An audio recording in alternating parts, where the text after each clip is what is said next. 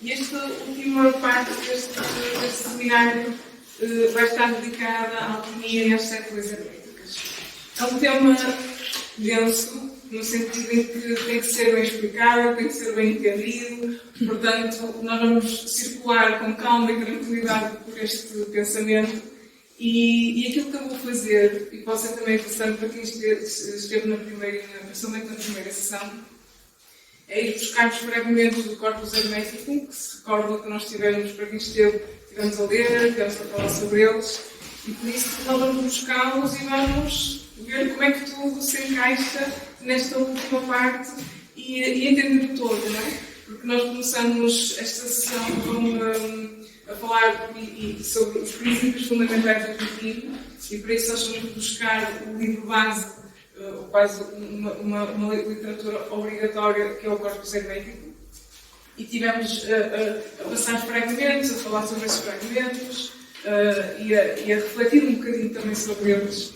E na segunda sessão nós estivemos a falar sobre Thoth, Eros e Mercúrio, perceber toda a dimensão simbólica destas três personagens que ao fim e ao cabo representam o mesmo, não é?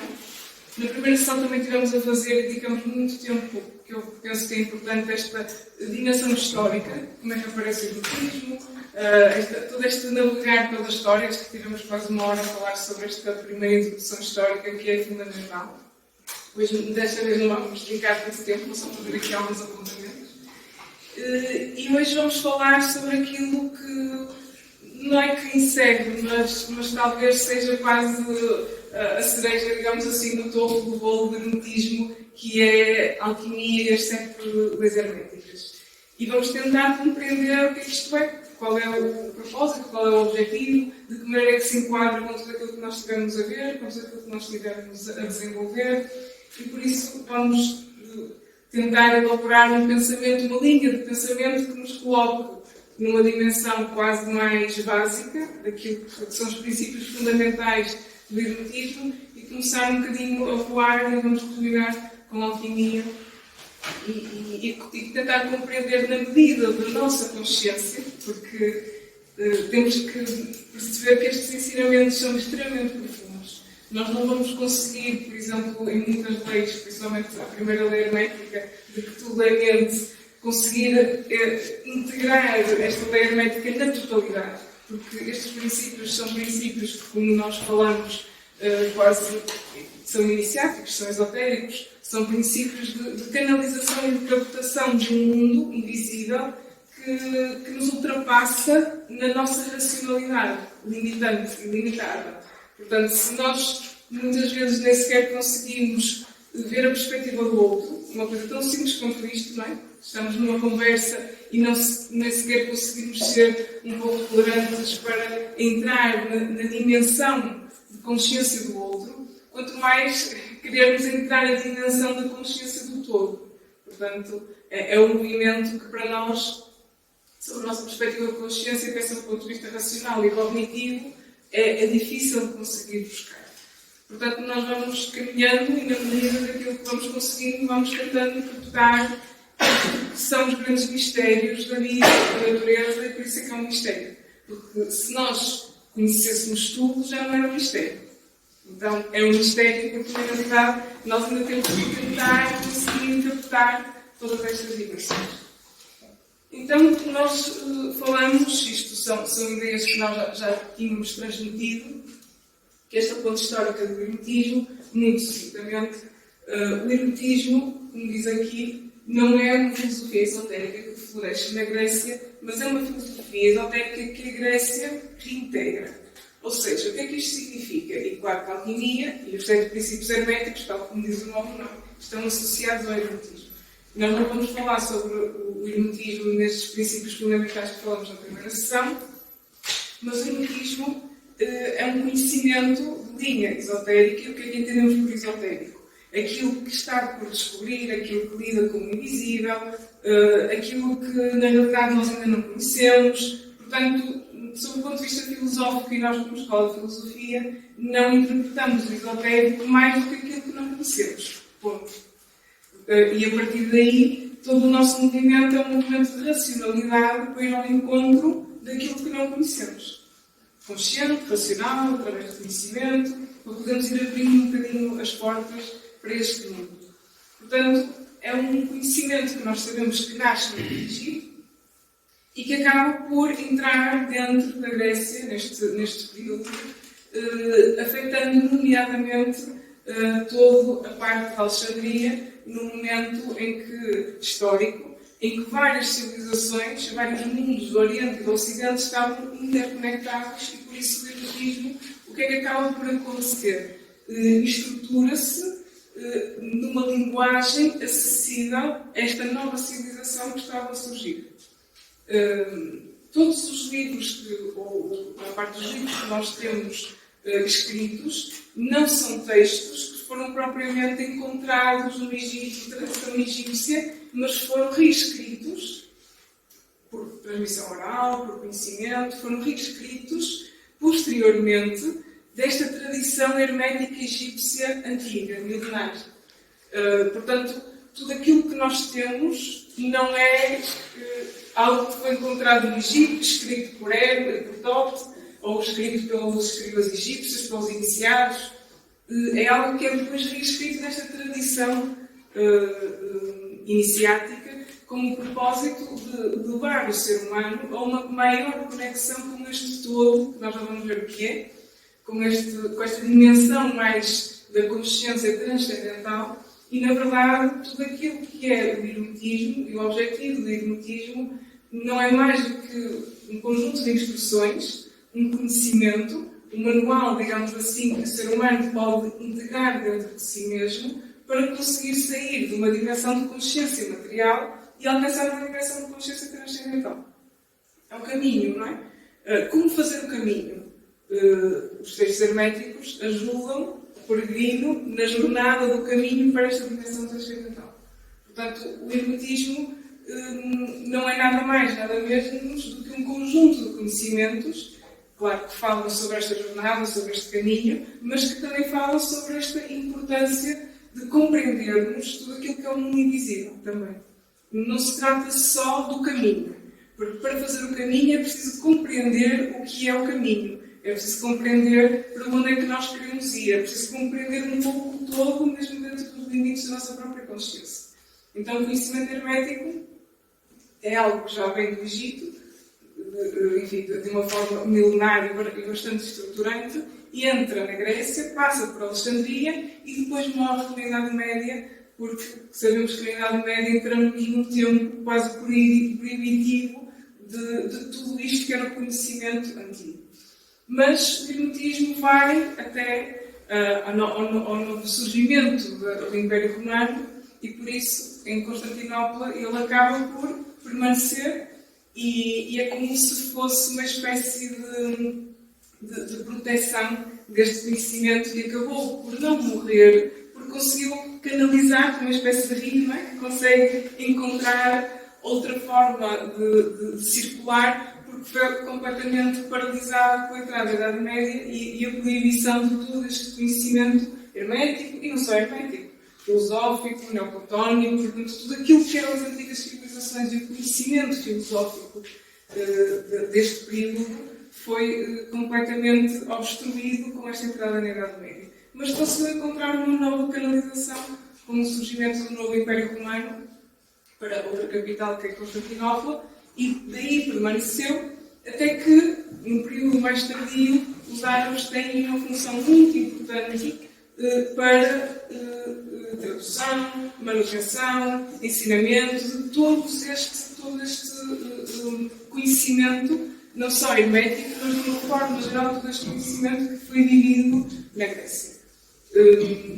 Como é que depois o pensamento hermético acaba por voltar ao Ocidente, ou acaba por voltar ao mundo ocidental? Através do Renascimento. Então, com o Renascimento, e com este borbulhar que todos nós, de certa forma, sabemos desta família, que tentaram integrar tudo aquilo que era o conhecimento antigo nesta nova, de certa forma, um ideal de renascimento dos valores originais, dos princípios originais, acabam por, através de contactos com estes povos, acabam por ter em mãos estes tratados herméticos e sentem a necessidade de os traduzir, assim como começaram a traduzir obras de Platão, de Plotino, por isso tudo isto, no Renascimento, acabou por quase sair desta escuridão na qual estava no mundo ocidental e ressurge novamente, e por isso é aqui neste ponto que nós vamos encontrar uma influência muito grande dos princípios da alquimia na Idade Média. Porque a alquimia acabou por ser aquilo que mais afetou e influenciou sobre o ponto de vista esotérico de toda a Idade Média. E como é que a alquimia chega à Idade Média? Chega através do Renascimento. Por isso, e onde é que estava a alquimia até essa altura? Estava escondida, não escondida, mas preservada neste mundo árabe-bizantino da Constantinopla, e depois acaba por ressurgir com o próprio Renascimento, até que depois volta novamente a cair na escuridão. E claro, hoje a alquimia, talvez a alquimia na Idade Média fosse uma coisa mais natural do que hoje, o que é curioso, não é? Portanto, hoje parece que temos que voltar a tirar através desta zona quase escondida todos estes princípios, mas de uma forma racional, de uma forma inteligível, de uma forma compreensível. Podemos não dizer de uma forma científica, ou sim, mas estudá-los sobre esta perspectiva de que maneira é que todos estes ensinamentos tão antigos e que, se repararmos, vieram por um rio, não é muito sinuoso, mas lá conseguiram encontrar a forma de permanecer em circulação. Como é que ainda existem, ainda persistem com tantos milénios, com tanta antiguidade e que ainda estão aí e que realmente podem dar um contributo muito importante ao ser humano. Então, isto é um bocadinho a história que falamos. Então, mais ou menos nesta época, a partir de 1650, o hermetismo cai completamente na rua da amargura, porque é considerado uma obra que é fraudulenta, que não corresponde à verdade, uma mentira, enfim, uma invenção de uma atividade que nem sequer existe, e portanto aqui estamos um bocadinho ainda na sequência deste pensamento que acaba por aparecer nesta época. As principais obras do hermetismo: o Corpus Hermético, que nós estivemos a fazer a leitura na primeira sessão, e no qual nós temos. E vamos voltar a buscar alguns trechos do Corpus Hermético para lermos e para vermos de que forma é que eles se encaixam com o tema que nós temos hoje. O Tratado da Esclépio também é um outro livro que está associado ao pensamento hermético. A Tábua Esmeralda, que nós vamos ler, porque também é muito curtinho e por isso podemos ler, e do qual sai aquilo que são as 7 leis herméticas. Por isso, o livro Kybalion não é um livro hermético, como nós vamos perceber. É um livro que é feito pelos 3 iniciados, ninguém sabe quem são os autores, digamos assim, originais do livro, mas estes livros que estão aqui são herméticos. Ou seja, o que é que isto significa? São livros que emergem diretamente da doutrina do ensinamento hermético. O Kybalion é uma interpretação destes livros, nomeadamente o Corpus Hermético e da Tábua Esmeralda. Então é importante porque muitas vezes temos esta ideia que o Kybalion é um texto hermético, mas não é. Acaba por ter uma síntese incrível, não é? Se já tiver uma oportunidade de ler, e muito importante, sobre principalmente estes 2 livros, que é o Corpus Hermético e a Tábua Esmeralda. E depois, mais tarde, no Egito são descobertos novos textos herméticos, e esta descoberta abriu novamente o interesse e o questionamento realmente deste conhecimento tão antigo para o mundo ocidental, e o retorno paulatino e gradual da seriedade que pode ser dada e que deve ser dada a todo este conhecimento hermético que sabemos. Então, isto, um pequeno apontamento de história. Se tiver alguma questão, à vontade para colocar. Um pequeno apontamento histórico para saber até onde é que nós chegamos. E então aquilo que nós vamos nos dedicar um bocadinho hoje vai ser este texto do Kybalion, que então acaba por ser uma síntese destes 2 livros, num texto, num livro muito mais pequeno, muito mais reduzido, mas claro com uma profundidade muito grande. Nós vamos buscar alguns excertos do Cavalli, mas não todos, porque senão também precisaríamos de muito mais tempo para poder entrar a fundo, porque é um livro meditativo, ou seja, é um livro que lemos, meditamos, compreendemos, não compreendemos, refletimos, mas para quem gosta e para quem tem realmente este gosto, este interesse pelo conhecimento mais profundo das coisas, é quase obrigatório.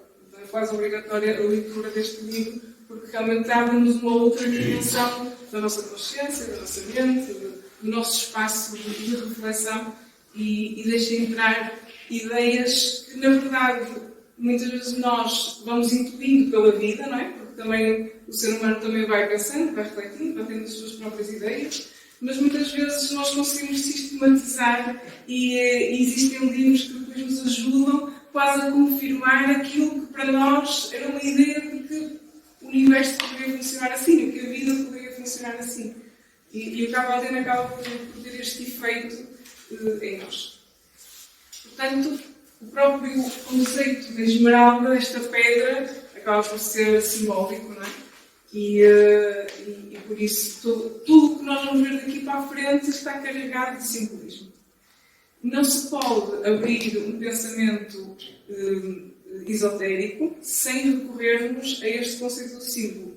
Porque se nós não entrarmos nesta dimensão de pensamento simbólico e só estudarmos este mundo mais transcendental com esta linguagem mais racional, com esta linguagem mais lógica, mais material, nós não vamos conseguir perceber aquilo que está por detrás destes símbolos e muitas vezes até vamos achar, como é aquilo que a maioria das pessoas acha, ridículo.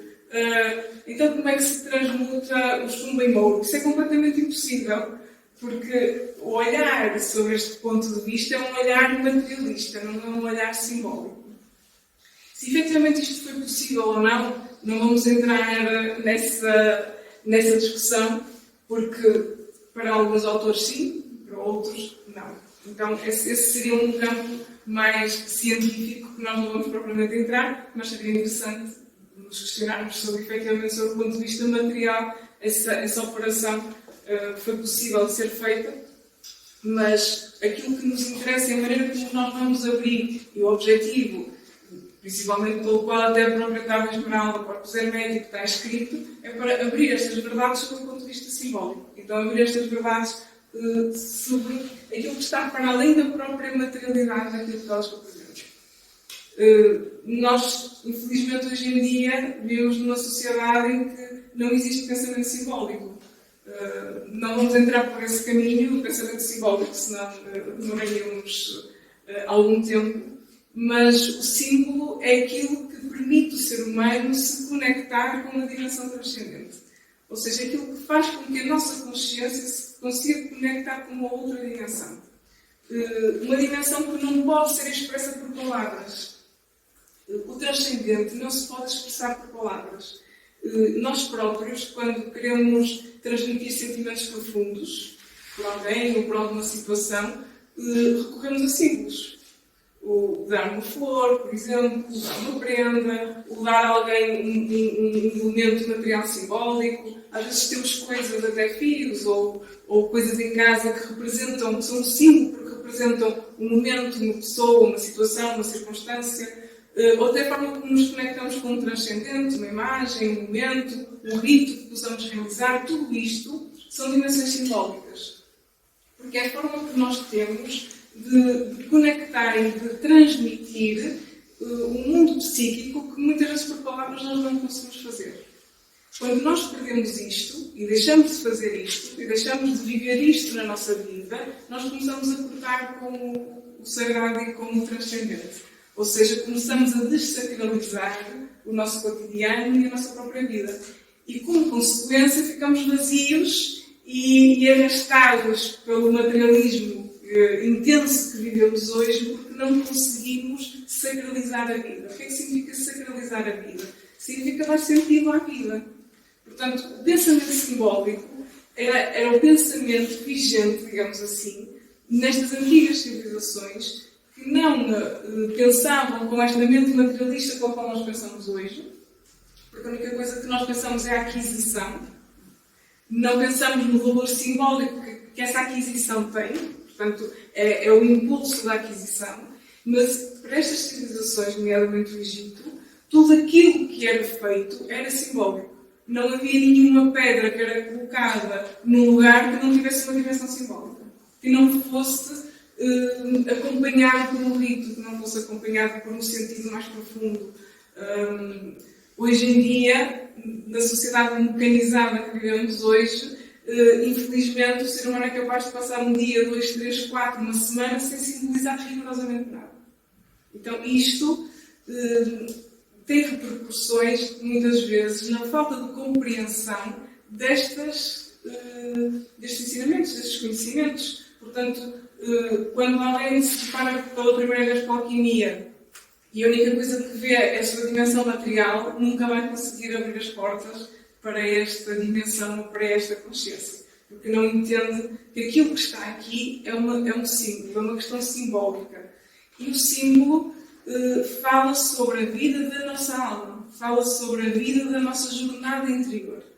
Da mesma maneira que os mitos, que são uma sequência do símbolo, são histórias, não são histórias dantescas, nem são histórias, de certa forma, quase impossíveis. São histórias que retratam tudo aquilo que é a vida da nossa alma, da nossa psique, se quisermos, das nossas emoções, dos nossos problemas e desafios, das encruzilhadas mentais.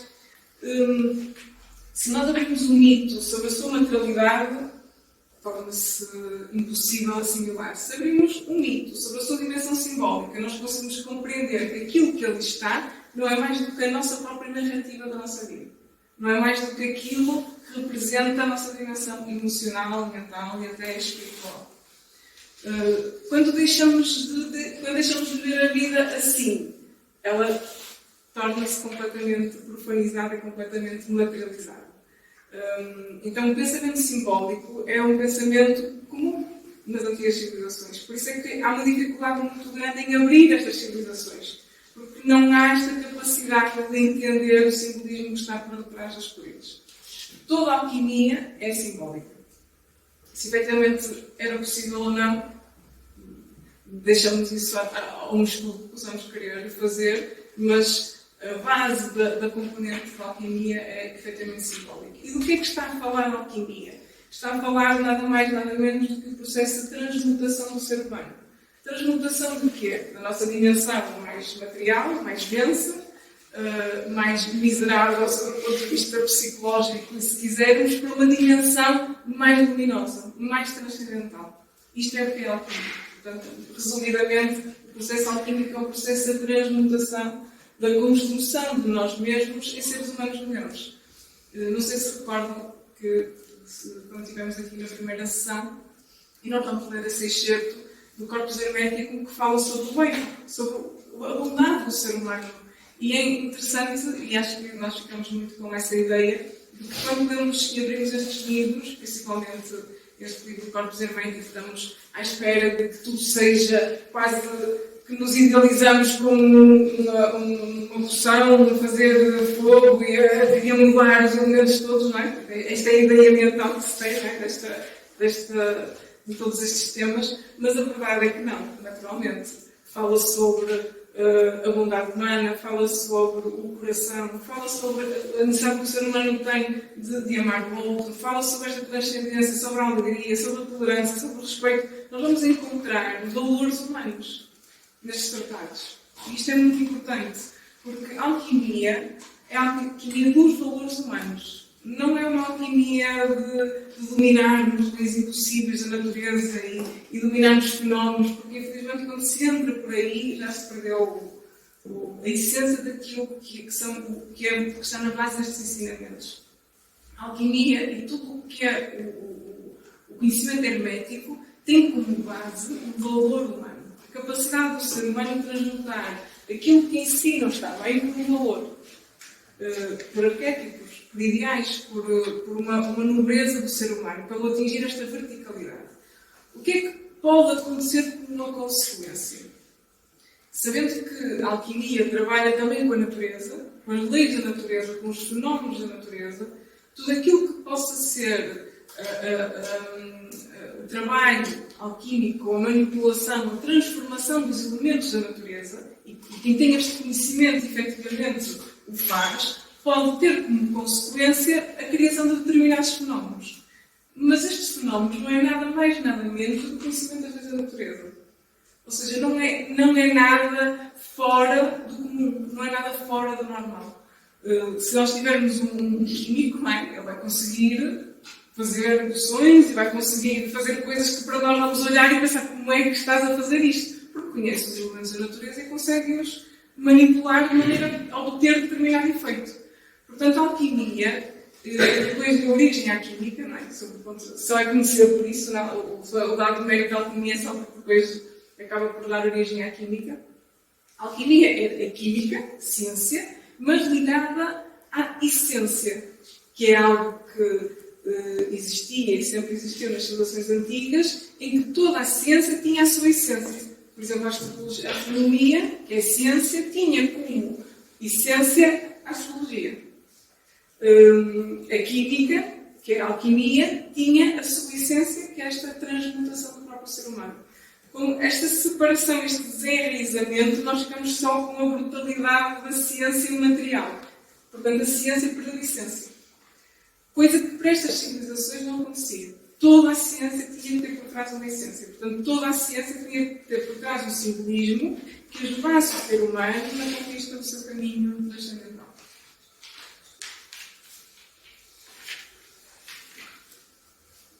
Então, os três iniciados é o título, não é? Não, o título é quase como se fossem os autores deste livro, e no qual temos aqui um autor que é considerado, o William Walker Atkinson, que é considerado como sendo quase o autor principal, mas enfim, pode ser questionável ou não. A questão é que este livro é escrito por vários organizadores que acabam por estruturar. Claro que não são meros investigadores, não é? Têm que ser mentes com alguma capacidade bastante de iluminação para depois conseguirem nos entregar este tipo de livro. Então, estes três nomes que estão associados ao Cabalion, que estão associados aos tipos herméticos, que é o Thoth, Hermes e Mercúrio, que nós desenvolvemos muito na última sessão, são a mesma pessoa. Só para ficar claro, que representam a mesma ideia, só com roupas diferentes. Que roupas estas? Das civilizações que representam? Egito, Grécia e na verdade, aquilo que eles simbolizam no seu conhecimento é precisamente esta transmutação, é precisamente esta evolução, é precisamente esta realização de um caminho, como diz aqui, que vai desde uma dimensão mais dual, nós vamos também perceber isso, através para um encontro com esta unidade de todas as coisas. Quando nós falamos desta descida, ou desta descida para subir, é porque descemos, não é? Portanto, se há que subir, porquê é que temos que subir? Porque há um momento que se desceu. Portanto, esta subida para a unidade, e vamos perceber um bocadinho que é esta unidade, é o que está na base de todo o ensinamento hermético. E por isso, nós vemos aqui algumas ideias de todas estas figuras de Deus estão relacionadas com esta outra dimensão mais sagrada. Portanto, se trabalha em duas partes: o conhecimento de nós mesmos e o conhecimento do mundo visível que nos rodeia, que é a máxima que nós temos aqui em cima, que é conhece-te a ti mesmo e conhecerás os deuses e o universo.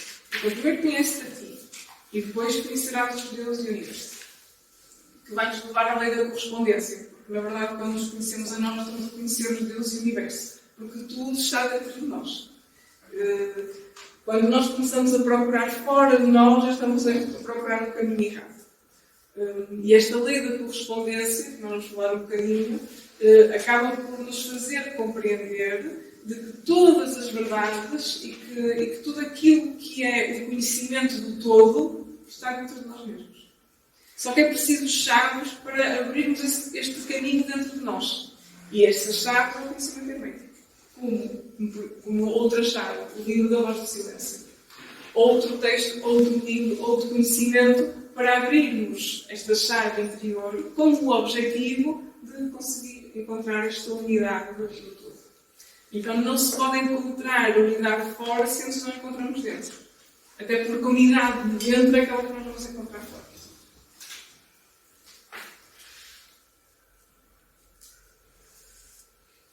Então aqui já começamos a entrar um bocadinho mais no nosso tema e vamos agregando assim, paulatinamente algumas ideias, alguns planetas, alguns elementos, para depois podermos chegar à alquimia e percebermos do que é que estamos a falar e tentarmos começar a fazer aqui algumas analogias entre algumas ideias. Então, o mistério, porque na verdade nós estamos a falar sobre o grande mistério. Qual é o mistério da vida? Qual é o mistério? O que é que nós queremos, de certa forma? Porquê é que estamos aqui todos hoje? Porquê é que queremos conhecer? O que é que nos apela ao conhecimento? O que é que nos apela à sabedoria? É o grande mistério, não é? É saber qual é o grande mistério da vida. Nunca vamos chegar a saber, não é óbvio, não é? Por isso é que é um mistério. Vamos conseguindo ter algumas luzes do que será este mistério. Mas, segundo a tradição hermética, o mistério está em compreender que todo o caminho e toda a reflexão tem como princípio a união entre o mundo visível e o mundo não visível. Então, este é o grande mistério. É conseguirmos juntar o mundo visível com o mundo invisível. Conseguirmos criar uma ponte entre estas duas dimensões. Porque o ser humano tem consigo estas duas realidades. Nós vivemos no mundo visível, mas trazemos dentro de nós um mundo invisível. E a capacidade de unir os dois, fazer uma ponte entre os dois e de nos conectarmos entre estas duas dimensões, é que é o grande mistério. Porque é aquilo que não conseguimos fazer. Porque tender só para um, tender só para o outro também não é a solução. Tender só para o visível, para o materialismo, para os factos, vai-nos desenraizar do invisível. Tender só para o invisível vai-nos desenraizar completamente da Terra, não é? Porque nós temos que estar fixos como uma árvore. A ideia é exatamente a ideia da árvore, que é um símbolo que tem raízes na Terra, mas que tem as suas folhas viradas para o céu, não. Portanto, por isso é que a árvore da vida sempre foi um símbolo ancestral, porque representa exatamente aquilo que o ser humano deve construir dentro de si mesmo. Ter raízes em terra, mas ter a mente conectada com o invisível e com o transcendente. A mente conectada com o invisível é uma questão de pensamento, é a forma como nós vemos as coisas, é a forma como nós vemos o mundo. Não é nada transcendental. É a maneira como nós observamos as coisas que nos rodeiam. Se observamos as coisas que nos rodeiam sob uma dimensão puramente material, puramente objetiva, ou se na observação das coisas que nos rodeiam tentamos chegar a um elemento mais simbólico. O que é que isto me quer dizer? O que é que isto representa? O que é que isto significa? O que é que está por detrás da própria aparência em si? Este tipo de reflexão é extremamente importante. Óbvio que não significa que vamos estar 24 horas por dia neste estado de vibração simbólica da vida, não é? Mas também não estar em nenhum momento retiramos completamente a ligação a este mistério. Este mistério cultiva-se através de uma mudança na nossa estrutura de pensamento. Porque a partir do momento em que nós mudamos o pensamento, nós mudamos toda a forma de estar, de agir, de falar e de comportar perante o mundo e perante os outros. Por isso, o primeiro princípio de que tudo é mente. Porque a primeira grande mudança é na nossa estrutura mental. Não há outra forma. Portanto, a mente gera como consequência toda uma mudança na forma como sentimos e como agimos. Nós podemos ir alterando a forma de agir sem mudar a nossa estrutura mental. Mas isso tem um limite. Depois não conseguimos aguentar mais o teatro do comportamento que não acompanha o pensamento. Mais cedo ou mais tarde não vamos conseguir dar continuidade à ação. Porque essa ação não está presidida pelo pensamento. Então tudo é mente. Tudo começa na forma como nós vemos as coisas. Porque nós temos que compreender, temos que refletir, temos que interpretar a vida. E isso é uma estrutura do nosso próprio pensamento. E a partir daí vai haver um determinado comportamento. Então, o primeiro princípio que nós vamos ver um bocadinho mais a fundo, de que tudo é mente, tem como base esta ideia de que tudo acontece em primeiro plano na nossa dimensão mental. E já o budismo tibetano falava isso, não é? Portanto, esta questão da alquimia, esta questão do hermetismo não é um conhecimento que está só agregado ao Egito. Não, a Índia já falava sobre isto. A Índia já falava também sobre a existência de leis, já falava sobre a importância da mente, até porque todo o conhecimento oriental tem como alicerce fundamental a saída da grande ilusão através da mente. Porque para o pensamento oriental, tudo o que nós vivemos é a grande ilusão. E que é a caverna de Platão. Portanto, isto não deixa de ser este mundo de chumbo que a alquimia fala. Porque tudo é transversal, tudo é a mesma coisa. Ou se fizermos a sala da ignorância da vossa silêncio. Portanto, nós estamos a falar de todas as civilizações falam de todas a mesma coisa. Só que com roupas, com palavras que acabam por ser diferentes. Por isso, esta dimensão de chumbo, esta dimensão material, tem que ser transmutada. E esta transmutação é um processo interior. E tem que ser transmutada para algo que seja superior, que está representado na alquimia pelo ouro. Porque o ouro é quase o metal mais nobre, mais luminoso, é soar, e por isso está nesta dimensão que representa o invisível. Platão já falava sobre isso. Platão falava dos homens de chumbo e dos homens de ouro. Portanto, e falava também que é importante o ser humano se converter num homem de ouro. O que é um homem de ouro? É um homem que transporta valores, que transporta dignidade, que transporta nobreza, que transporta a honra, que transporta todos estes valores que não são, não é curioso, e algumas vezes ao contrário daquilo que pensamos, não é para dominar os elementos da natureza, para fazermos magias e despertarmos potências de adivinhação. Isso é completamente profanizado. Que é aquilo que suscita muitas vezes mais interesse quando se procura um conhecimento desses. Mas esse pensamento é um pensamento de choque. Porque todo o tratado hermético tem como objetivo o despertar do valor humano.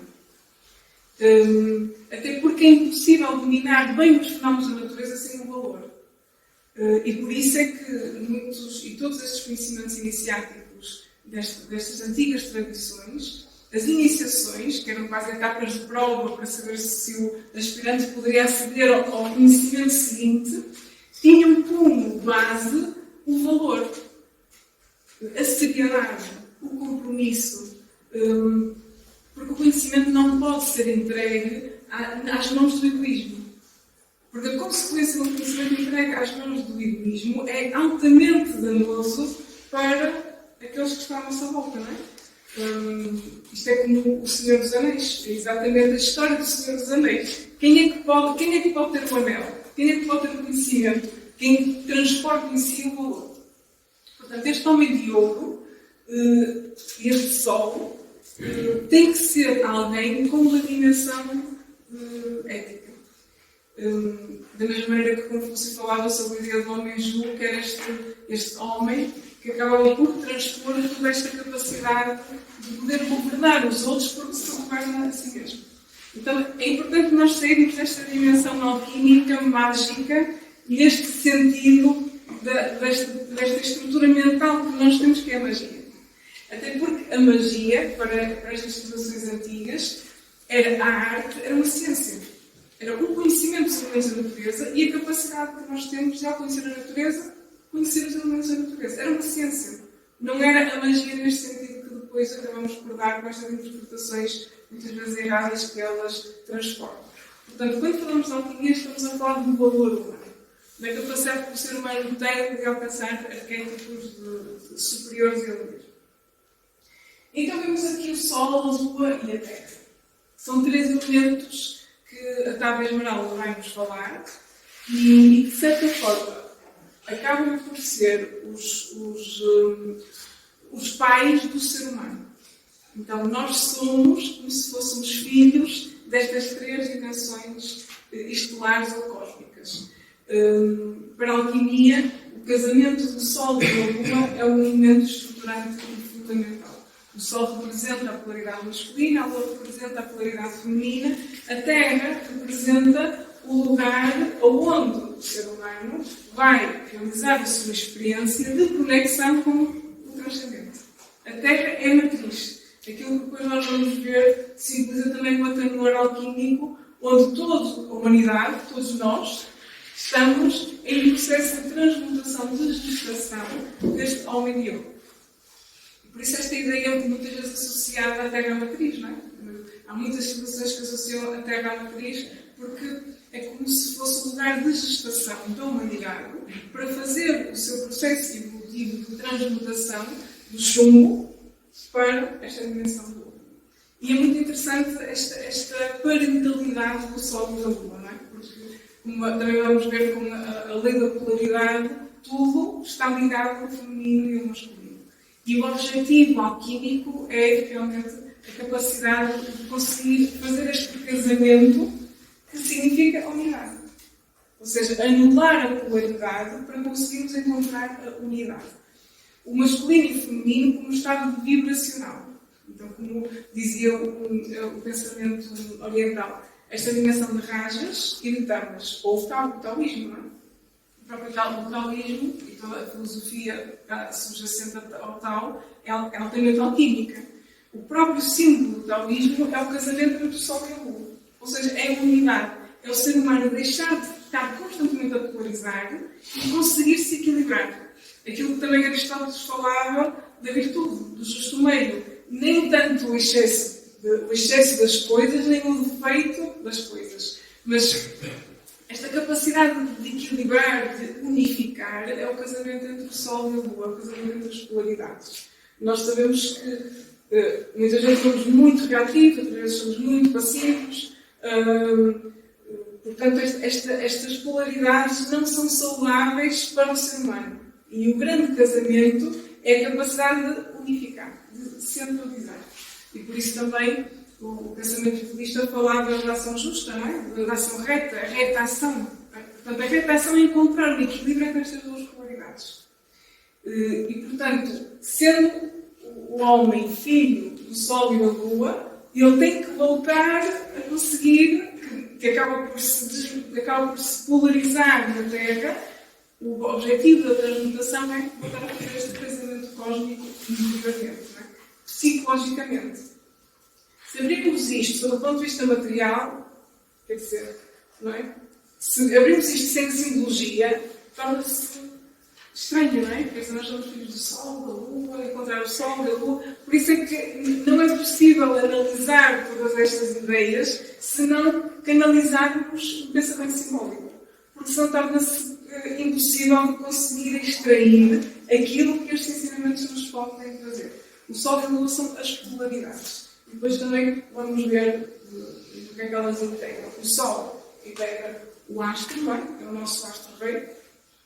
É a ideia do Logos, a ideia do Deus manifestado no nosso sistema solar, enquanto que a Terra simboliza toda esta materialidade do mundo visível, o mundo da manifestação no qual estamos.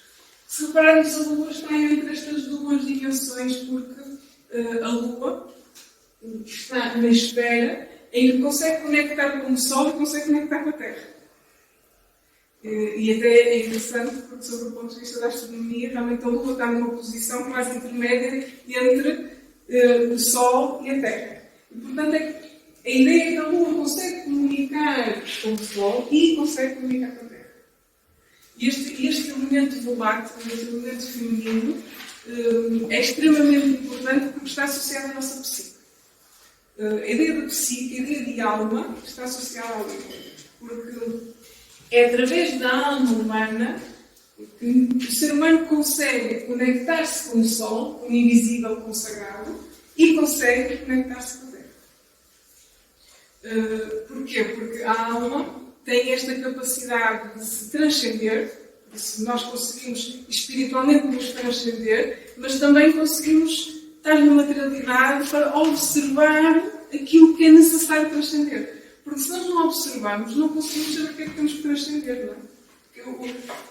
Quem é que vai observar qual é o chumbo que precisa ser transmutado em ouro? Portanto, esta dimensão da alma permite que o ser humano também espiritualize a dimensão terrena. Então ela está nestas duas dimensões. É aquilo que permite trazer ao ser humano a capacidade de observar a Terra e observar o céu. De fazer a ponte entre estas duas ideias, entre estas duas dimensões. Então é um elemento extremamente importante na nossa análise. Então, vamos fazer aqui um exercício de tentar fazer corresponder aqui algumas linhas entre a etapa esmeralda e esta fazer. Isto é uma representação da etapa esmeralda. Não é a etapa esmeralda, é uma representação. Só para não pensarmos que é a etapa esmeralda. Mas é uma representação da etapa. Então vamos ler e vamos vendo até onde é que isto nos leva. Então diz assim. É verdade, sem falsidade alguma, verdade absoluta.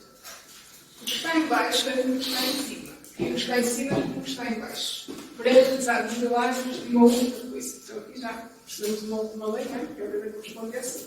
E depois vamos falar sobre ela. E depois diz. E assim como todas as coisas vieram do mundo, assim todas as coisas são únicas por adaptação. Vamos perceber o que isto significa, não é? Assim, vamos começar por aqui. Então, isto visto assim, desta forma, pode ser um bocadinho confuso. Então, vamos buscar aqui este esquema que nós temos aqui.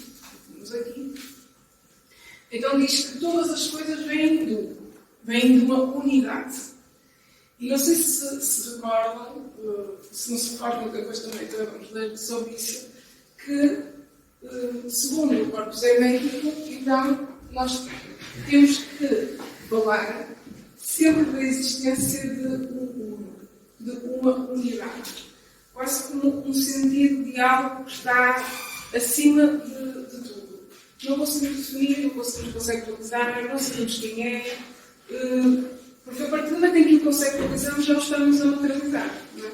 Então já estamos a trazer para a materialidade. Este uno é completamente desconhecido. É o grande mistério dos mistérios. Não vale a pena querer saber o que é, porque ninguém sabe. Não sabemos porque a nossa mente não consegue abarcar esta ideia. Mas este uno, depois, emana num uno, se quisermos, mais visível. Ou seja, uma definição daquilo que nós chamamos comumente de Deus.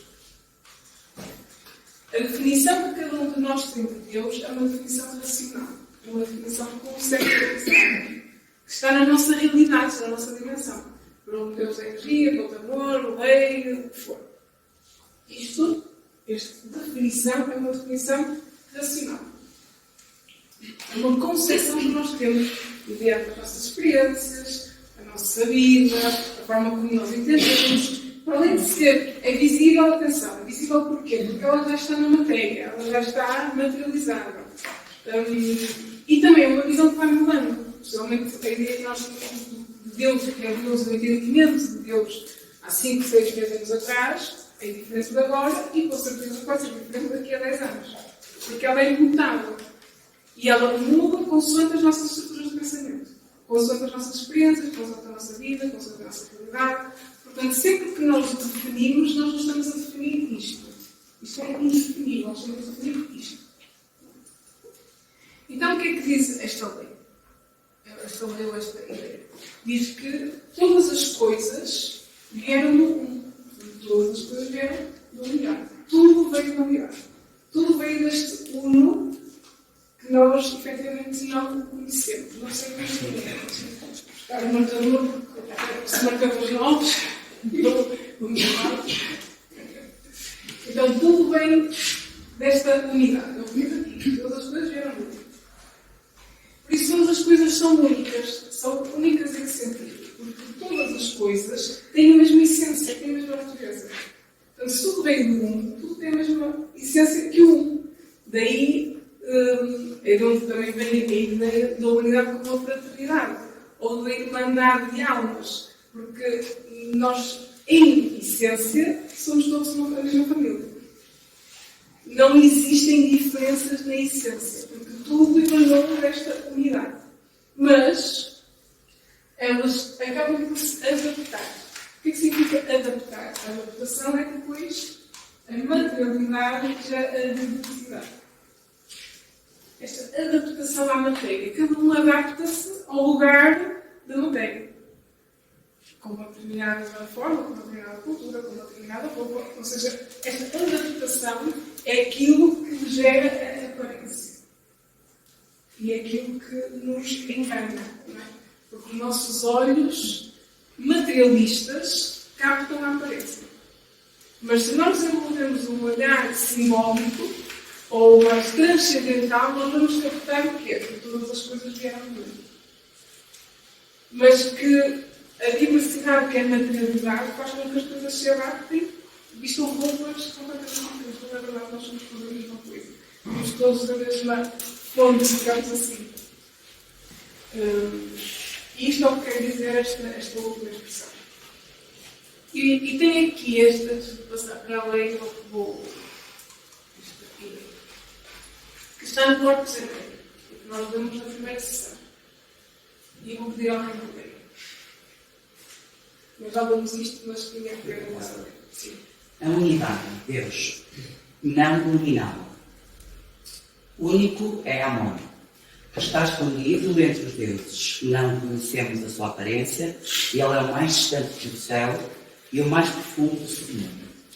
Nenhum Deus conhece a sua verdadeira forma. A sua imagem não se encontra nos livros. Ele é demasiado misterioso para revelar a sua glória. Ele é demasiado grande para ser examinado. Demasiado poderoso para ser conhecido. Não há nenhum Deus que o possa invocar pelo seu verdadeiro nome. Isto é um corpo presente. E é que está a falar sobre isto. Sobre este iluminado. Mas depois, estava a falar de Deus iluminado, que é este. Já vai. Deus iluminável. Houve, pois, a esclépia. Quando o Senhor, Criador de todas as coisas, a quem chamamos propriamente Deus, tenha feito, a seguir a Ele, o Deus visível e sensível, se chama sensível a este segundo Deus, não é porque Ele próprio seja dotado de sensibilidade. Se o é ou não, trataremos noutra altura. Mas porque é objeto do sentido da visão. Então, é o Deus sensível, é este. Visível. Portanto, o que diz o corpo hermético é precisamente a ideia de que há um uno, não sabemos, mas que depois deste uno radica um Deus visível, sensível.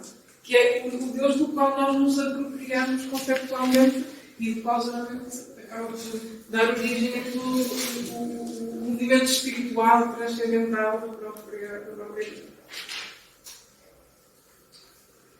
Quem é que quer continuar aqui mais um bocadinho?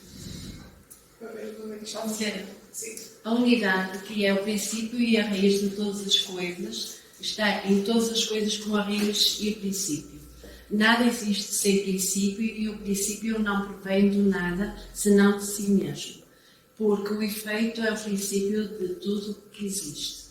Tudo o que foi gerado é imperfeito e indivisível, capaz de crescer e diminuir. Mas o mesmo não se passa como perfeito. Então, a unidade está em tudo. Nós é que não conseguimos captar esta unidade porque estamos... o nosso olhar só consegue captar a adaptação, a materialidade, a diferenciação. E tudo o que foi gerado, que é esta adaptação, é imperfeito e divisível. Está dividido. Capaz de crescer ou diminuir.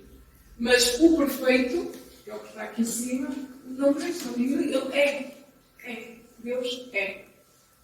Então, não tem atributos da parte material adaptável, que cresce, diminui, movimenta-se. Isto é um princípio hermético, isto é o que está, digamos assim, no código hermético em relação a esta ideia. Então, se o que está aqui não é perfeito, portanto, o que diz aqui não é perfeito, ele tem que caminhar para a perfeição. É alquimia. Que é caminhar para a perfeição. Estas formas adaptadas à matéria não são perfeitas. Portanto, tudo o que foi gerado é imperfeito e invisível, capaz de crescer e diminuir, mas não se cansa com o perfeito. Isto é o que estava ali na tabela geral, que é a mesma coisa que isto. E assim como todas as coisas vieram ao mundo, todas as coisas são muitas por adaptações. É esta ideia da multiplicidade e da dualidade, que está aqui muito presente nesta ligação. Onde é que isto, e de que forma é que nós canalizamos isto para a primeira lei hermética de que tudo é mente? Porque a ideia, naturalmente, é que esta emanação possui uma estrutura mental. E o corpus hermético fala deste Deus visível como a mente de tudo. A mente que está por trás de tudo. Se quisermos, o demiurgo, o grande criador, é a mente, o grande arquiteto, é a mente que está por trás de tudo aquilo que existe. E esta mente está, então, se cada alma humana, cada ser humano, se quisermos, emana do Uno, significa que cada ser humano tem esta mente do Uno em si. É lógica. Todos os atributos deste Uno estão em toda a diversidade e em todos os seres fragmentados. Portanto, significa que se este Uno é a mente que está por detrás de todas as coisas e a sua dimensão é mental, esta mente está em cada ser humano, possui esta mente. Todos têm esta mente. Todos têm esta dimensão mental. Que o pensamento oriental chamava de manas. Manas. A mente pura, a mente transcendental, a mente divina, digamos assim. Em oposição a outra mente que o ser humano tem, que é a cama manas. Que é uma mente materializada, egoísta, porque kama significa desejo, manas, mentes. Esta mente do interesse, esta mente de chumbo, de certa forma, não é? Esta mente manas, o corpus hermético, denomina como ser uma inteligente. Nós vamos ler um bocadinho sobre isto. E é através de manas, só através de manas, desta mente inteligente, vamos perceber porque é que ele diz que é inteligente. É inteligível, porque consegue ver para além, só através de manas, é que o ser humano consegue sair desta dimensão do chumbo. Mas manas é a mente divina. Então, pronto, é através da mente divina que habita dentro de nós que nós conseguimos transmutar o chumbo. E como é que acedemos a esta mente divina? Outro curso. Por isso é que nós temos uma escola de filosofia com 7 níveis de estudo.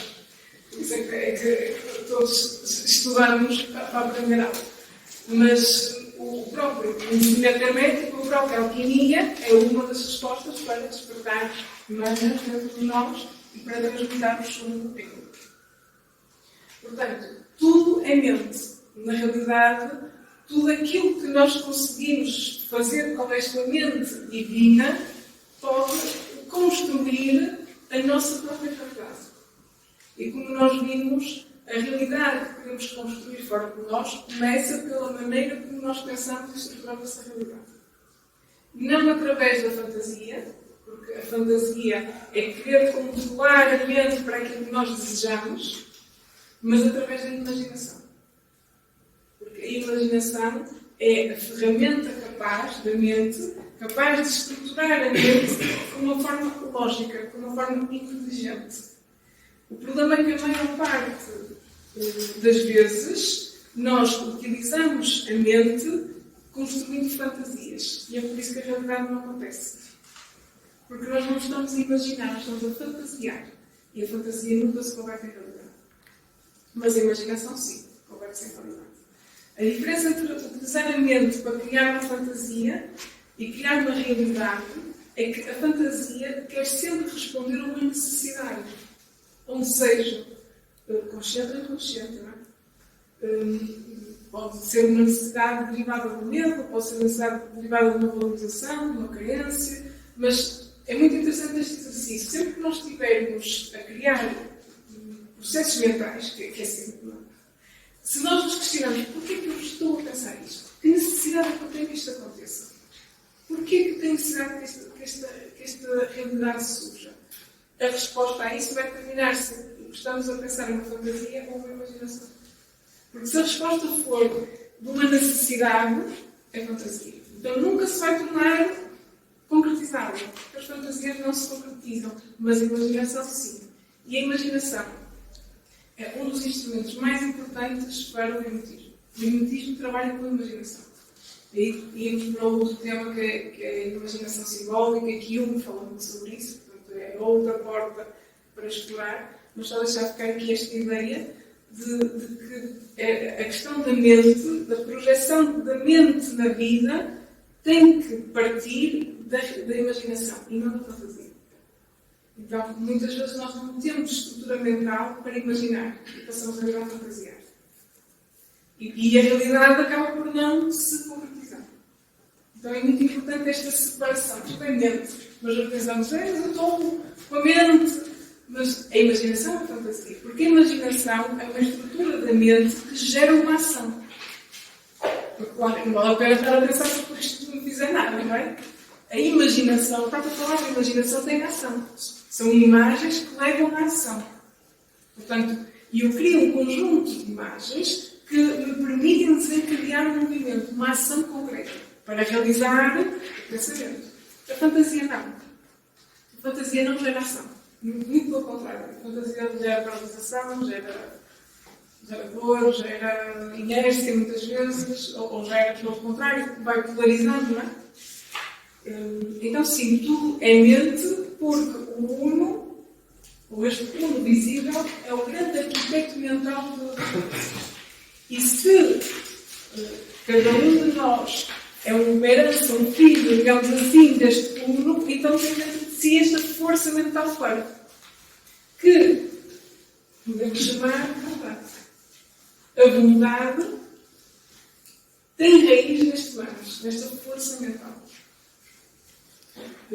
A vontade que nos faz superar um momento difícil é uma força mental divina. Sem sombra de dúvidas.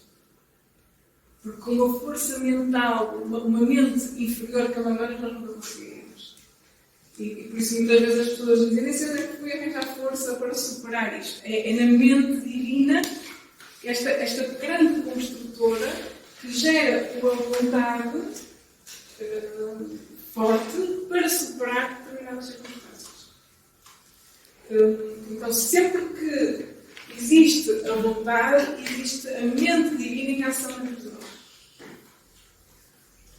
E isto é extremamente importante, porque o ser humano tem duas formas de agir, que é a vontade e o desejo. O desejo também nos leva a uma ação, mas a consequência, por vezes, não é a melhor. Desculpa, aqui do início. Não é precisamente essa janela de vontade e desejo que é abordada no filme Matrix?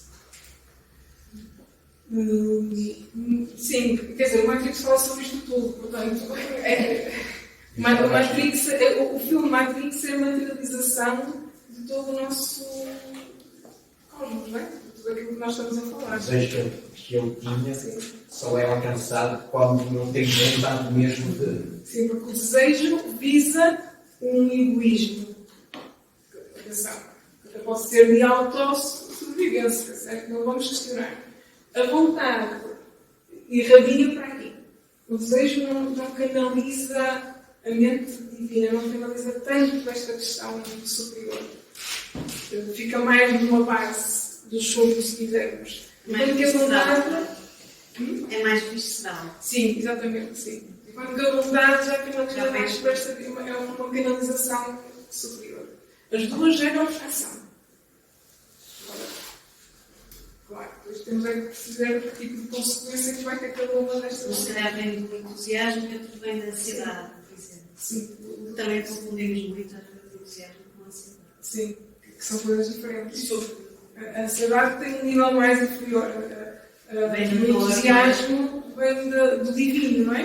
Porque a própria palavra entusiasmo significa telos em nós, para haver entusiasmo em Deus, não é? Tem esta ideia de Deus. Entusiasmo significa Deus em nós. E o entusiasmo, bem canalizado, gera a vontade. Portanto, é isto para percebermos nesta primeira lei hermética, que eu acho que às vezes é mais. Parece que é mais simples, mas não é bem mais simples. Porquê é que tudo é mente? E porquê é que a primeira dimensão é mente? A primeira dimensão é mente porque o grande arquiteto funciona através da sua própria mente, segundo o Tratado Hermético. E, portanto, se todos erradicamos do mundo, todos temos essa dimensão mental. Vamos ler aqui um bocadinho do que é que diz a primeira lei. Quem é que quer ver? O todo é mente, o universo é mental. O todo, que é a realidade substancial que se oculta em todas as manifestações e aparências que conhecemos sob o nome de universo material, fenómenos da vida, matéria, energia, numa palavra, sobretudo o que tem aparência aos nossos sentidos materiais. É espírito, é incognoscível e indiferente em si mesmo, mas pode ser considerado como uma mente vivente, infinita e universal.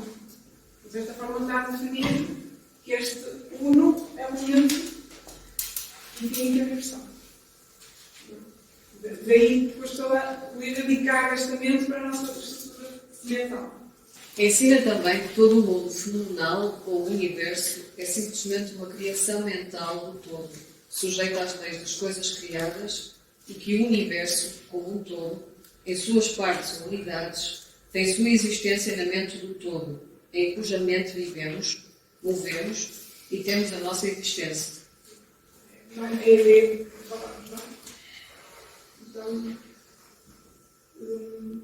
nós vivemos, movimentamos nesta mente que é, digamos, a mente do todo. São as leis das coisas criadas.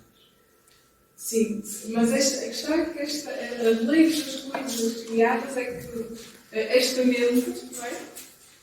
Esta mente traz consigo a lei. Por isso, a lei para o pensamento oriental é o Dharma, é as regras que, e aí encontramos também um bocadinho na cabeça, é as regras do jogo, entre aspas. Isto está a falar de criadas na mente, não? Sim, e Na matéria. vincula com a mente, para a matéria. Ou seja, tudo está criado, já está tudo criado, Já. absolutamente tudo. Sim, sim. E por isso é que há essa correspondência. Sim. Sim, porque, como dizia Platão, e por isso, na Academia da Platão, Platão aponta para si. E aponta para si o porquê? Porque, precisamente para Platão, já está tudo criado. Sim, isto foi Platão diz que não. Diz que nós temos que ir criando as coisas, não é? E porquê que está tudo criado? Porque para Platão, a partir do momento que a nossa lua, a nossa alma sobe, capta o que já está tudo criado, quando é se materializa. Ou seja, nós não inventamos nada, já está tudo criado, já está tudo determinado, a mente já tudo criou. Agora nós podemos, através da inovação, captar e materializar. Por isso é que depois nós temos grandes figuras da história da humanidade, na literatura, na música, na arte, na filosofia, que captaram e imortalizaram, e eternizaram. Um clássico é nada mais, nada menos do que o momento em que alguém conseguiu captar e materializar. E por isso é eterno porque tudo que está na mente divina é e sempre vai continuar a ser. Qualquer obra clássica significa que não se perde no tempo nem no espaço, foi uma captação da mente divina. Já tudo tem.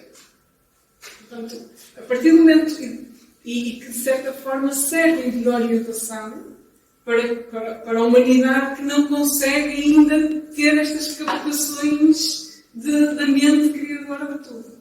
Isto tudo está criado, se olharmos, se pensarmos dessa forma, onde é que colocamos este momento que estamos aqui a criar? Nós estamos aqui a criar um momento. Sim. Eu não vou entrar por aí, porque isso já é outra forma. Mas podemos entender isto de uma outra perspectiva, que é que tudo está criado a nível de meio, a nível de conhecimento, a nível de... Universo. Sim. Essa parte é mais quântica. Que nós temos a nossa... Tivemos uma conferência aqui sobre esse tema da física quântica, que também é muito interessante. Mas essa parte é mais quântica e também vamos lá chegar com estas ideias. Mas daqui podemos ficar com esta dimensão mais arquétipica. Platão, Jung, são estas ideias que já existem, porque a palavra arquétipo vem de arqué, que significa modelo perfeito. Então, tudo já está neste momento com modelos perfeitos. Agora, nós temos é que aceder a esses modelos perfeitos e materializá-los. Porque, apesar deste mundo visível ser representado como um número, na verdade ele é trimúltiplo, é uma tríade. E por isso aí encontramos a inteligência, o criador, encontramos todos esses critérios que são os três elementos que depois vamos encontrar em todas as religiões, como as três dimensões deste uno, que apesar de atuarem sozinhas, mas são três dimensões, como Osíris e Isiós, por exemplo, Pai, Filho e Espírito Santo. Brahma, Vishnu, Shiva. É a tridimensão deste município. Já foi bem, filho e esposa. Sim. Então, continuando, vamos passar aqui à frente e vamos continuar com a nossa segunda lei ibérica, que aqui está muito explicada, que é a correspondência. Aqui não temos assim muitas dúvidas. E então vamos ver o que é que nos diz. Quem é que gostaria de concluir? O que está em cima é como aquilo que está embaixo. E aquilo que está embaixo é como que está em cima. A compreensão desse princípio dá ao homem os meios de explicar muitos paradoxos obscuros e segredos da natureza. Existem planos fora dos nossos conhecimentos, mas quando lhes aplicamos o princípio de correspondência, chegamos a compreender muita coisa que de outro modo não seria impossível compreender. A lei da correspondência é esta capacidade de ler a vida simbolicamente. É tal ideia que nós falávamos há pouco. O que é que isto significa? Qual é o sentido oculto disto? Qual é o sentido escondido disto? Muitas vezes a nossa psique não o permite, como é natural, não é?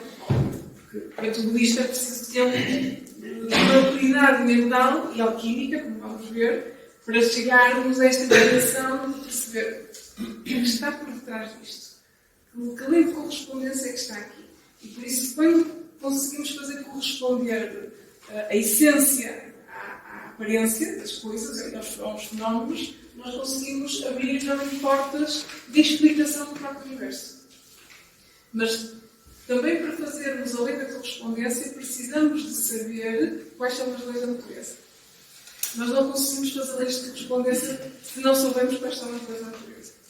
E se não soubermos quais são as leis do jogo do qual nós estamos no Terra. Porque há um conjunto de leis que acabam, não deixam de ser estas leis que estamos a ver, não é? Mas há um conjunto de leis que depois nos permitem fazer a correspondência. Portanto, todas estas, a lei da mente, a lei da correspondência, nós também só conseguimos, através da consciência, chegar a elas se tivermos um conhecimento do que é que estamos a falar, não é? Mas correspondência com o quê? Correspondência com quem? Correspondência a que ideia? A correspondência às leis da vida, às leis criadas pelo mundo visível. É um conjunto de leis dos quais nós não conseguimos sair, dos quais nós estamos como esta ideia da cruz, não é? Esta ideia da cruz, que é uma ideia, é um símbolo ancestral, não é um símbolo do cristianismo, mas a ideia da cruz não é nada mais do que a crucificação do ser humano no tempo e no espaço. Nós estamos crucificados no tempo e no espaço, não conseguimos sair daqui.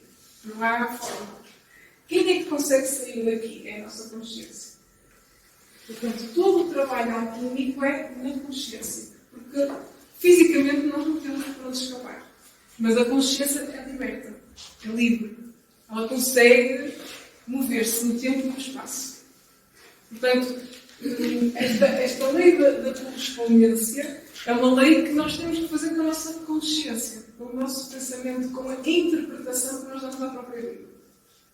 com base nestas leis, nos quais estamos crucificados, mas que, na verdade, também representam, como se fosse um espelho, não é? Um outro lado da própria vida, da essência das coisas. É o pensamento simbólico, é este pensamento de interpretação da natureza, dos nossos acontecimentos, não é? Daquilo que está na vida.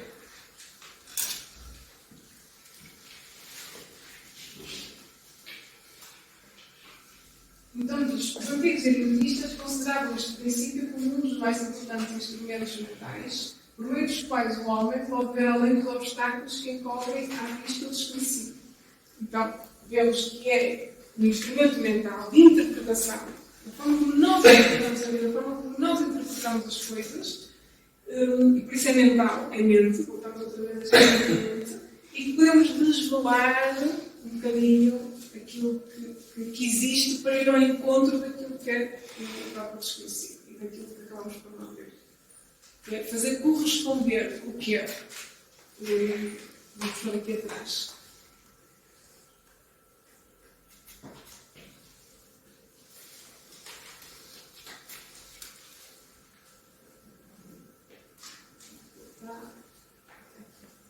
Fazer corresponder aquilo que é o mundo visível com o mundo invisível. Esta é a correspondência. Estamos a querer corresponder o quê? O mundo visível ao invisível. Estamos a querer criar uma ponte de correspondência entre estas duas mundos. Ler o visível correspondendo com o invisível. Esta lei da correspondência era vivida intensamente no Egito, porque eles até faziam corresponder toda a parte da arquitetura sagrada, não é? A arquitetura sagrada é a manifestação da lei da correspondência. Então, tudo correspondia àquilo que era a obra superior.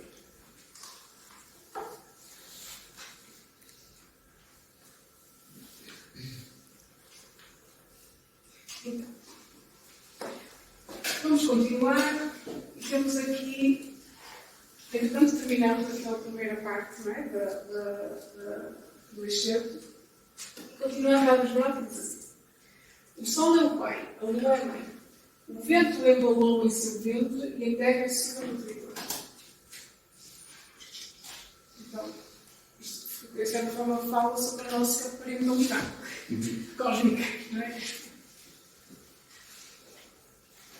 E sobre os elementos? Os elementos, e toda esta já começamos a entrar em quê? Já começamos a entrar nesta materialização cósmica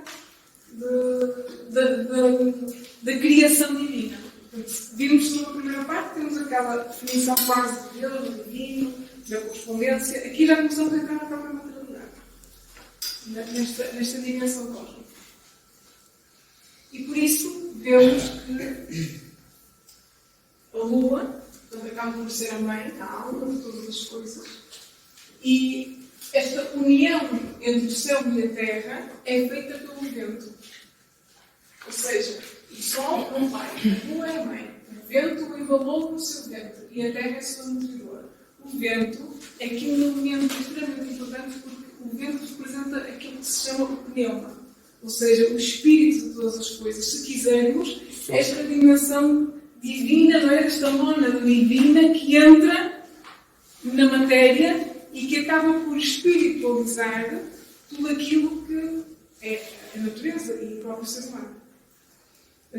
Há uma representação muito interessante de vento, que está numa pintura que é a Primavera, de Botticelli, acho que foi essa que é Zéfiro. Zéfiro representa, precisamente, e que está também associado, também está, nesta pintura também está presente Hermes. E é interessante porque a primavera, o nascimento, é a alquimia, completamente presente, e está representado todo o processo alquímico. E temos a presença de Hermes também nessa pintura. E temos Zéfiro, que é precisamente este vento que está agarrado à primavera, ainda não é primavera, para lhe impregnar, para a levar a voar e impregnar este sopro divino, esta mola divina, esta centelha divina.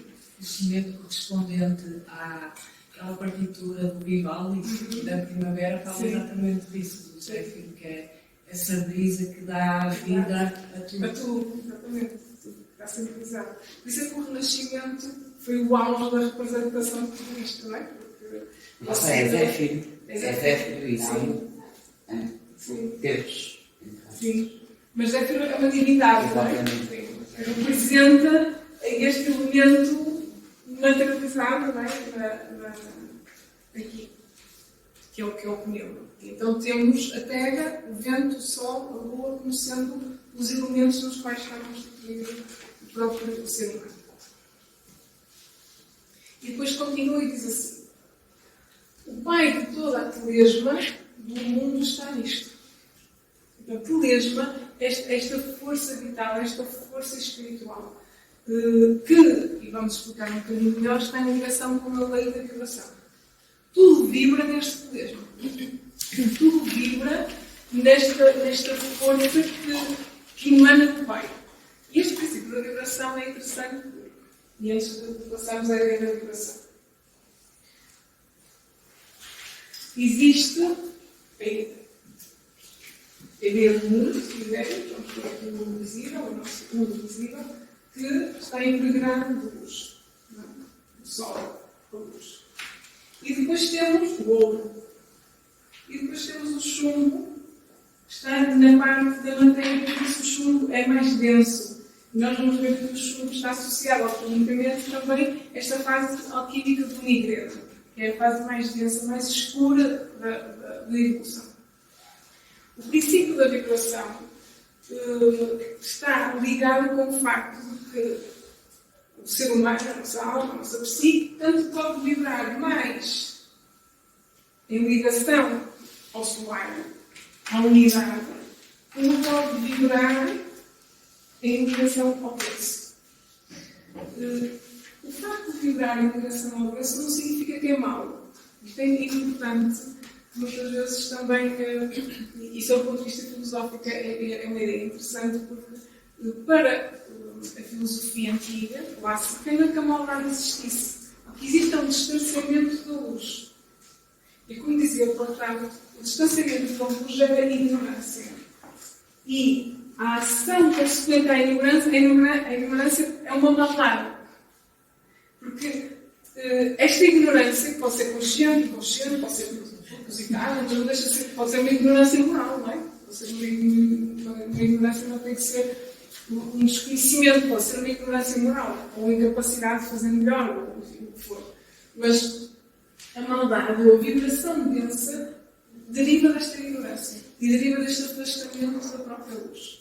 Por isso, a partir do ser humano, a partir do momento em que o ser humano vai conhecendo, vai se canalizando, vai se conectando com esta mente, ele vai vibrando mais em direção a esta força vital que está em tudo aquilo que existe. E é claro que se a mente vibra em direção a esta força, claro que vai tocar pontos muito superiores àqueles que poderia tocar se estando na ignorância.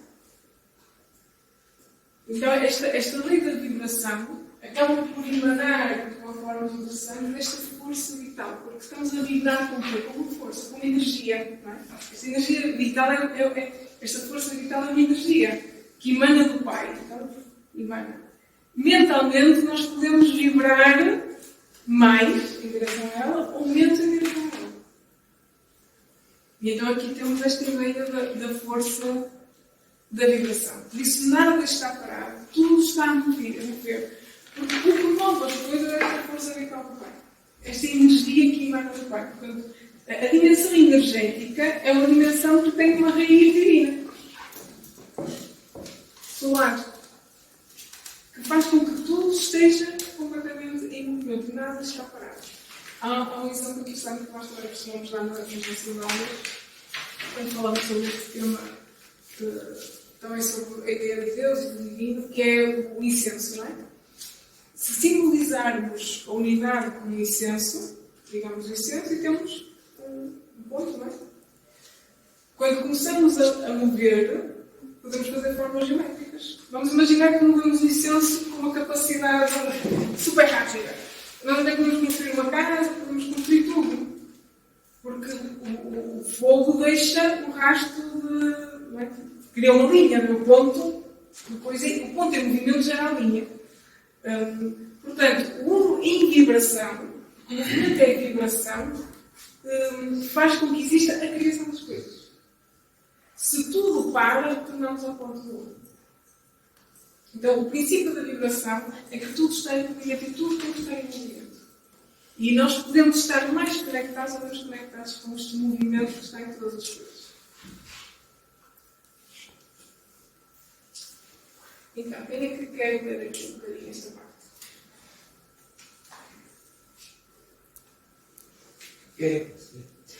Nada está parado, tudo se move, tudo vibra. E este princípio explica que as diferenças entre as diversas manifestações de matéria, energia, mente e espírito resultam das ordens variáveis de vibração. Desde o todo, que é o espírito, até à forma mais grosseira da matéria, tudo está em vibração. Quanto mais elevada for a vibração, tanto mais elevada será a posição na escala. Um bocadinho que estávamos a falar, não é? Esta possibilidade de vibrar. Vibrar mentalmente, não podemos esquecer. Porque a mente, quem vibra é a mente. Quem se por tudo é mente. Portanto, o nosso. Por isso é que ela, na primeira lei, tudo acaba por estar nesta vibração. Vou passar aqui um bocadinho muito mais à frente. Para continuarmos a ler. Então diz: a sua força permanece inteira quando se converte em terra. Portanto, a sua força, que é esta força, representa o que é a consciência de vida, porque somos nós. A nossa força está inteira quando estamos na Terra. Esta força existe dentro de nós quando estamos em Terra. Ela é uma realidade. Podemos é não a descobrir, podemos é não a ver, mas ela acaba por ser uma realidade. E em Terra, já na materialidade, separarás a terra do fogo, o subtil universo, suavemente e com grande perícia, que é o propósito. Porque é separar para depois a ideia alquímica dissolve para coagular. São duas dimensões importantes da alquimia. Dissolve, separa para depois coagular. Com grande perícia, esta perícia refere-se ao cuidado, à inteligência. É preciso fazer isto inteligentemente, porque a própria palavra inteligente significa separar o trigo do joio. Mas a inteligência não é um QI. Isto é completamente ultrapassado. A inteligência é a capacidade que o ser humano tem, precisamente, de separar e discernir. A palavra é discernir. O subtil do denso. As coisas que interessam e as coisas que não interessam. E com esta força, executar este trabalho em terra. Desta separação. Foi precisamente uma das provas de psique, não é? Muito de psique. A primeira coisa que ela tinha que fazer era separar as sementes. Se fala com tinha que separar as sementes por qualidades. E é realmente a primeira prova, que é a prova desta inteligência, desta capacidade que nós temos de perceber o que interessa para cada coisa.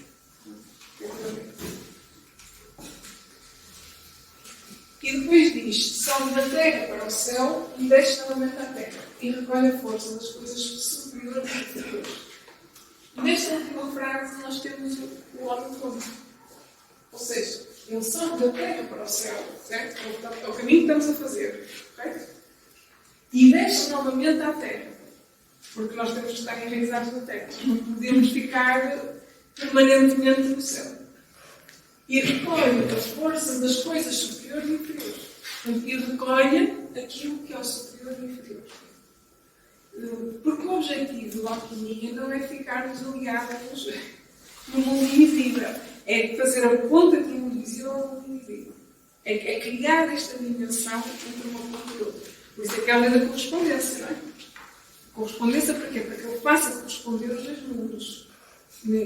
Não é para que me possa esvair isso, talvez no mundo nirvana, sim, mas o processo alquímico é um processo de consciência. Portanto, há que sedimentar a dimensão da Terra.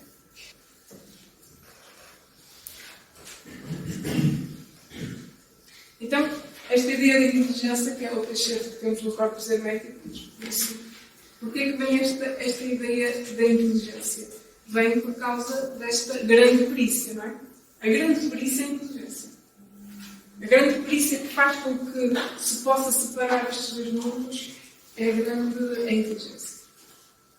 E, portanto, enfim, é outro excerto que temos aqui interessante, não é? da inteligência que. E só vou ler esta parte. É por isso que o instinto colérico e a paixão do desejo são os últimos vícios. São estas as almas a quem Deus impôs a lei no carrasco e para as converter e para as convencer do mal. Ou seja, a inteligência é aquilo que permite o ser humano sair destas dimensões do fundo, que são os vícios, que são os desejos, que Deus colocou as leis para as convencer que existe a maldade, porque a forma de entender o mal leva que o ser humano procure o bem, mas que na verdade o mal não é que exista na realidade, mas este entendimento do mal gera a procura do bem. A inteligência é aquilo que permite compreender que é necessário sair do chumbo para chegar ao outro. É o caminho de diferenciação das coisas. É o caminho de separação das coisas. E, portanto, tudo tem uma polaridade. Nós já falamos sobre isto. Porquê é que precisamos de inteligência? Porque tudo tem uma polaridade. Porque as coisas são duais. Porque se as coisas não fossem duais, nós não precisávamos de inteligência. Se só houvesse unidade, para que é que eu preciso de inteligência? Não é preciso. Porque eu não tenho que discernir, eu não tenho que selecionar. Mas tudo, na natureza, tem esta polaridade. E por isso, esta dualidade que nós estávamos a falar há pouco, esta manifestação. Em oposição à unidade divina. E por isso é que esta adaptação, que nós vimos no início, também está na base desta polaridade. Em que tudo tem dois polos. Isto também leva-nos àquela ideia principal que nós dissemos no início, em que é preciso unificar as polaridades. Esta lei do Rajas, do Ramas, a lei do Yin e do Yang, é preciso unificar porque tudo tem esta dimensão polarizada. E há esta ideia muito interessante que nós também estamos a passar em esta consciência opositória, que é muito hermética, e é precisamente a criação da inteligência para lidar com a oposição. Porque a nossa mente calamanas, lá está fragmentada, ela pensa, quando ela tem a ideia do vaso, não é? Ou isto ou aquilo. Ela não consegue integrar. Quem integra é a mente superior que mais. Portanto, a partir do momento em que nós começamos a ter um pensamento mais integrador, a mente começa a vibrar numa dimensão muito mais unificada.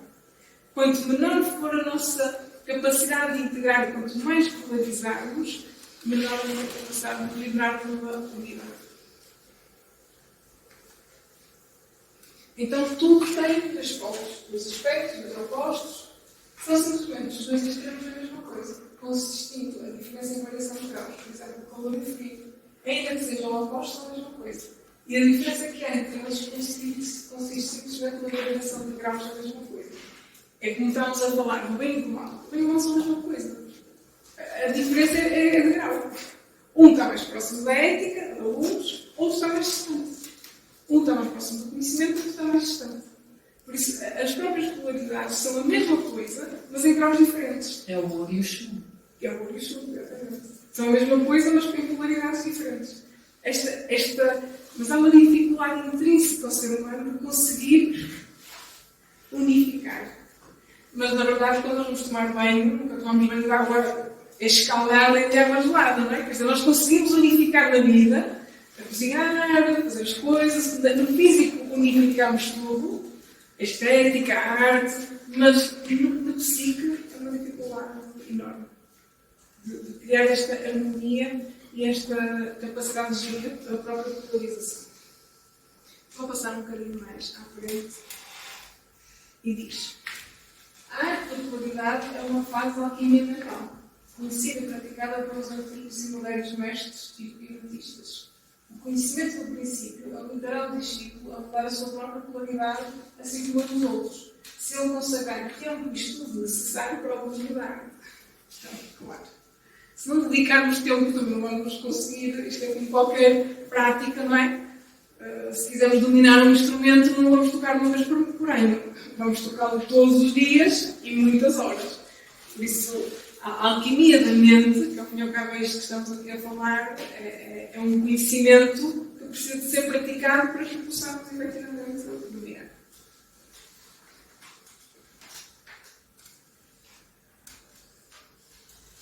Então, acho que já vimos. Então, esta última ideia, sobe da terra para o céu e volta ao mar. Sobe da terra para o céu e desce novamente à terra.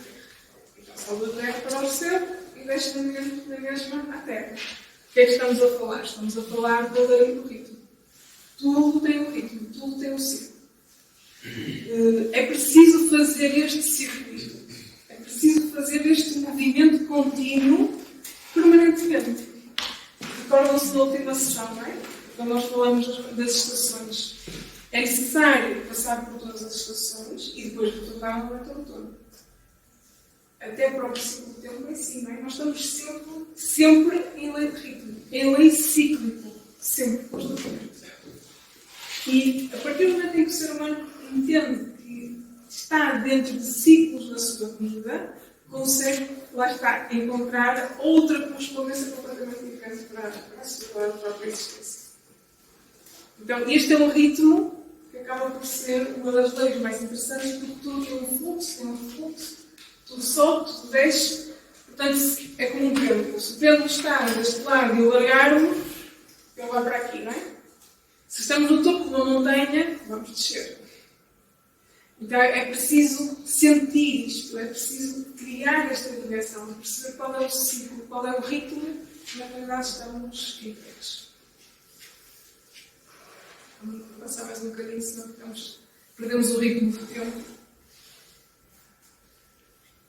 E depois acabamos de falar aqui sobre uma ideia que eu acho muito interessante, que é esta. Diz assim, este princípio da polaridade foram estudados extensamente pelos cientistas e os métodos de impedi-los, ou seja, de os dominar, tanto a polaridade como o ritmo, e de os neutralizar e empregá-los, formam uma parte importante da alquimia.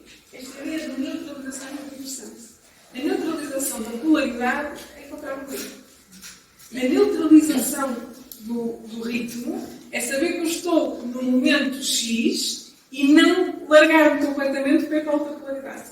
É tentar movimentar e neutralizar aquele momento para estabilizar. Isto é muito interessante porque é encontrar o meio de tudo. Porque, obviamente que, para além do ritmo e dos ciclos, nós vamos estar no extremo, no outro extremo, num sítio, ter a consciência que estamos, por exemplo, no inverno, e conseguir neutralizar aquele movimento é uma capacidade alquímica. Ou perceber que estamos a polarizar para um estado de mais agressividade, mais ansiedade, mais impulso, e neutralizar aquilo é um poder alquímico. E acho que esta palavra de neutralizar é muito interessante, porque é neutralizar em inércia, neutralizar em autodomínio. São duas coisas completamente diferentes. Se acaba por ir falar da física quântica. Sim, também, sim, exatamente. Acaba sempre por voltar sempre à mesma ideia. Sim.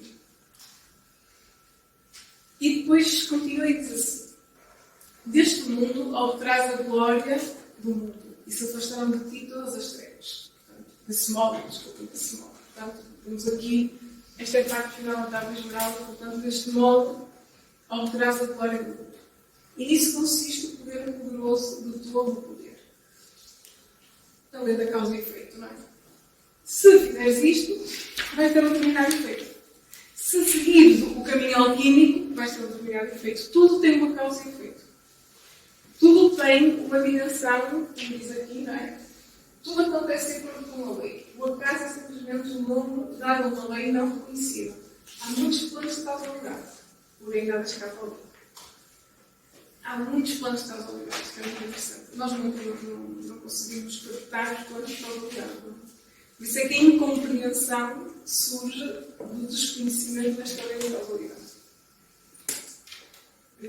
Mas o facto de conseguirmos obter a glória do mundo, porque houve um caminho alquímico, gera também um efeito. Gera uma consequência.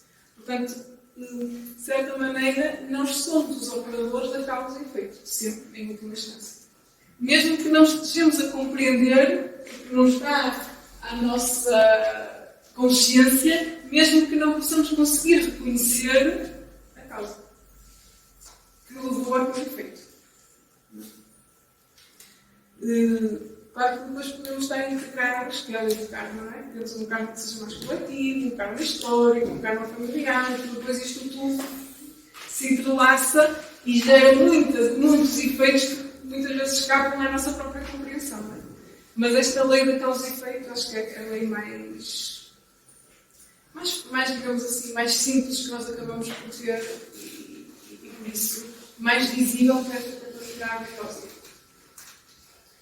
E depois diz assim: vencerás todas as coisas que pedis e penetrarás em tudo o que é sólido. Assim o mundo foi criado.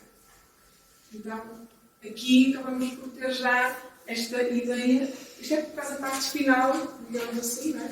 Todo o caminho, vimos que isto vai indo por partes, e nesta parte final tu consegues vencer tudo aquilo que é sutil e consegues entrar em todos os planos da matéria através da tua consciência. Que é o entendimento desta dimensão mais material e da sua plena forma e da sua plena realidade. Que é aquilo que nós não entendemos, não é? Porque os nossos olhos são cegos porque não conseguem ver para além daquilo que é esta dimensão. Mas a partir do momento em que dominamos os planos subtis, conseguimos atravessar sobre todos os níveis da matéria. E isto representa muito bem o próprio Deus Hermes. Porque Hermes é o chamado Deus psicopômpico porque ele consegue atravessar todas as portas da matéria. Ele consegue atravessar todas as dimensões. Porquê? Porque conhece e tem a chave, não é? Da porta dos mundos e, portanto, consegue fazer esta transição em todos os planos.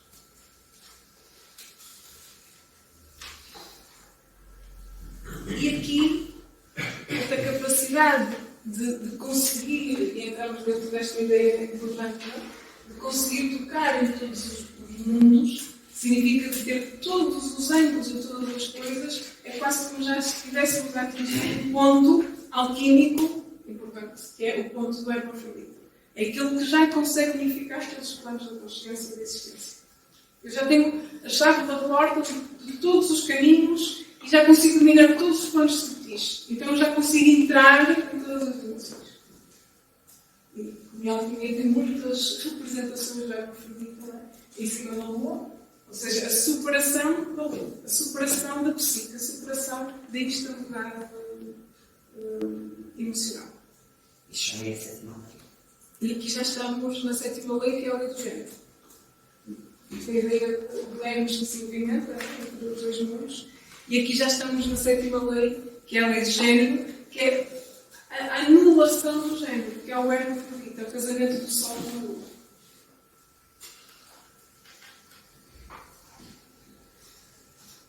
Todas as coisas têm masculino e feminino. Todas as coisas têm positivo e negativo. Mas há que as integrar numa só forma. E este processo alquímico, que é quase o chamado processo do segredo, que é o penúltimo, que é um momento em que existe esta conquista da unificação. Isto tudo é simbólico, não é? Só para o caso. Mas é para já, não é? Não sabemos o que é que nos reservam as evoluções da humanidade daqui a milhões de anos. Mas é uma estrutura da consciência, é acabar com a diferenciação, acabar com a diferença, entender as coisas sobre um ponto de vista de unidade vibracional. Este princípio encerra a verdade que o género é manifestado em tudo, e que o princípio masculino e o feminino estão sempre em ação. Esta etapa, sétima etapa, é o tal. É o hermafrodita. O tal é esta etapa. É a última etapa alquímica. É a capacidade de entender que existe os géneros, mas conseguimos unificar. Isto é certo não só no plano físico, mas também no plano mental e espiritual. No plano físico, este princípio se manifesta como sexo, nos planos superiores, de uma forma superior, para ser o mesmo princípio. Então, as tais chaves subtis de todas as coisas. E pronto. Diz-se farão admiráveis adaptações cujos meios estão aqui. Por esta razão, fui chamado de Hermes de Registro, pois possui as três partes da filosofia universal. O que eu disse da obra solar, que eu concordo. Esta é a parte de decifrar a tabela geral da forma certa de dois eventos.